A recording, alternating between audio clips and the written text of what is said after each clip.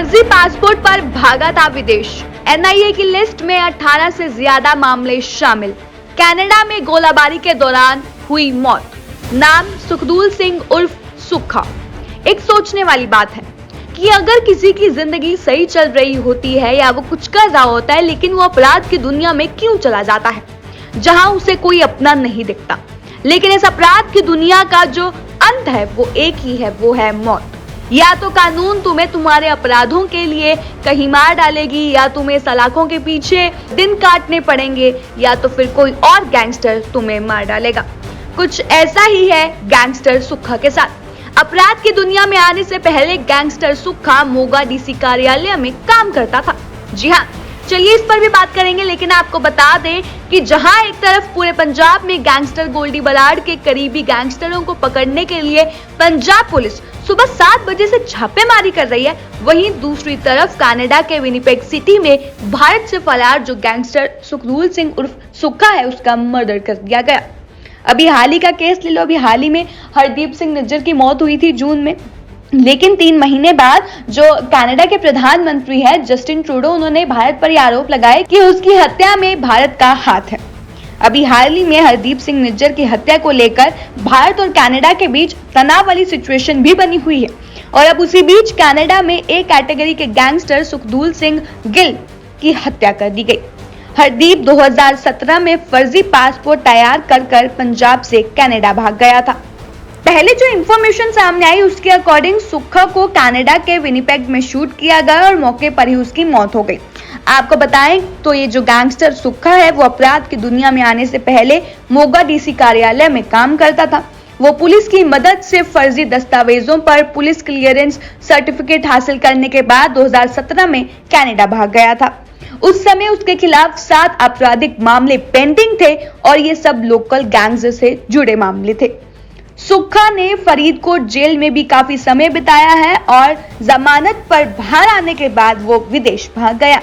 इतना ही नहीं, उसका नाम नंगल अंबिया हत्याकांड से में भी सामने आया और आरोप था कि उसने हथियार और शूटर प्रोवाइड करवाए थे। आपको बता दें कि सुक्खा मूल रूप से बंबिया गैंग से भी जुड़ा है। कनाडा जाने के तुरंत बाद उसने अपने भारत में अपना जो नेटवर्क है वो फैलाना शुरू कर दिया। वहां वो आतंकी अर्श डल्ला के करीब आया। उन्होंने राज्यों में हथियारों की तस्करी और जबरन वसूली शुरू कर दी। कनाडा भागने के बाद उसके खिलाफ 4 मर्डर्स के साथ 11 मामले दर्ज किए गए, जिससे जो टोटल मामले हैं वो 18 हो गए।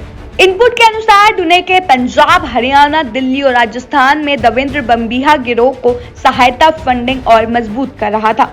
पिछले साल 14 मार्च को डुनेके ने कथित तौर पर जलंधर के मलिया गांव में एक कबड्डी मैच के दौरान अपने साथियों की मदद से कबड्डी खिलाड़ी संदीप सिंह नंगल की हत्या की साजिश रची थी।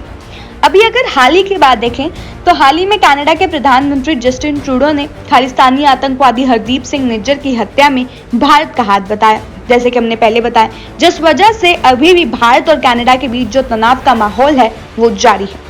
इस बीच एक सवाल और खड़ा हो रहा है कि आखिर जस्टिन ट्रूडो ने दिल्ली में प्रेसिडेंशियल स्वीट से क्यों बनाई दूरी और नॉर्मल रूम में क्यों रुके थे जस्टिन।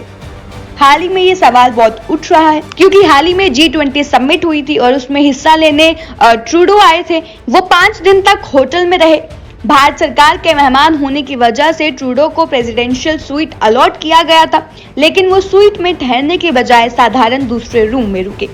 अब यहाँ पर सोर्सेस का कहना है कि ट्रूडो जब तक दिल्ली में रहे वो दी ललित होटल के दूसरे रूम में ही रुके रहे। बताते चलें कि दिल्ली में सभी राष्ट्रीय अध्यक्षों के लिए भारत सरकार ने VVIP होटल्स बुक किए थे। सभी होटलों में राष्ट्रीय अध्यक्षों के लिए अलग से प्रेसिडेंशियल स्वीट बुक किए गए थे। सभी प्रेसिडेंशियल स्वीट के लिए दिल्ली पुलिस से लेकर तमाम सुरक्षा एजेंसियों ने पूरी सिक्योरिटी का ख्याल रखा था। इसके बावजूद कनाडा के पीएम ने प्रेसिडेंशियल स्वीट में रुकना ठीक नहीं समझा और वो होटल के किसी नॉर्मल रूम में रुके।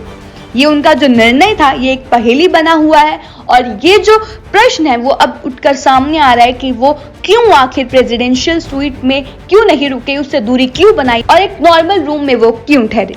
इस मामले में आपकी क्या राय है हमें कमेंट सेक्शन में बताना बिल्कुल ना भूलिएगा, और तमाम ऐसी और जानकारी के लिए चैनल को सब्सक्राइब करना भी बिल्कुल ना भूलिएगा।